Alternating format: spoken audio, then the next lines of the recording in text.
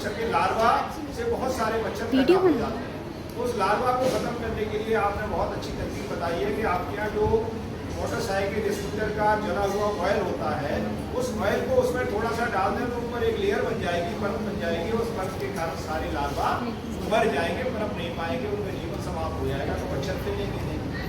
ठीक है, तो इस तरह से अगर ऐसे लक्षण दिखाई देते हैं तो तत्काल हमें इलाज कराना है, स्वास्थ्य विभाग जाना है।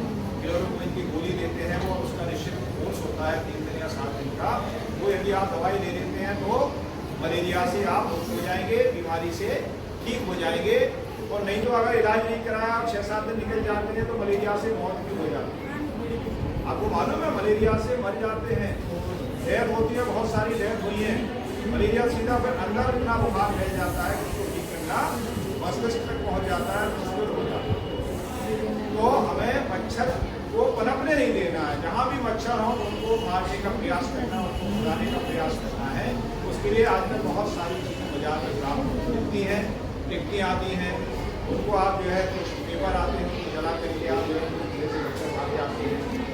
या बहुत सारी और चीज़ें आती हैं जिनको हम जो है उसमें इलेक्ट्रिक सिस्टम में लगा करके और मच्छरों को बेहोश हो जाते हैं या मर जाते हैं या भाग जाते हैं। तो इस तरह से हमें मच्छर से बचने के लिए तरीके अपनाना है, मच्छर पनप ना पाए। और सर ने बताया इसके अलावा मलेरिया के बारे में सबको जानकारी हो गई। इसके अलावा और बीमारी होती है मच्छर से, जैसे मादा एडीज मच्छर काटता है तो डेंगू, चिकनगुनिया, जीका, ये बीमारियां हो जाती हैं। ये और खतरनाक होती हैं, इसमें हाथ पैर की हड्डियां वगैरह काम नहीं करती हैं, डेंगू वगैरह, इसमें चिकनगुनिया वगैरह में, और बहुत मुश्किल से फिर बचाना मुश्किल हो जाता है। तो मच्छर काटे ही नहीं, ये प्रयास करना। मच्छर काट लिया कोई दिक्कत नहीं है, मादा या नौकरी मच्छर काटेगा तो मलेरिया होगा, मादा ने नहीं काटा है तो मलेरिया नहीं होगा। ठीक है।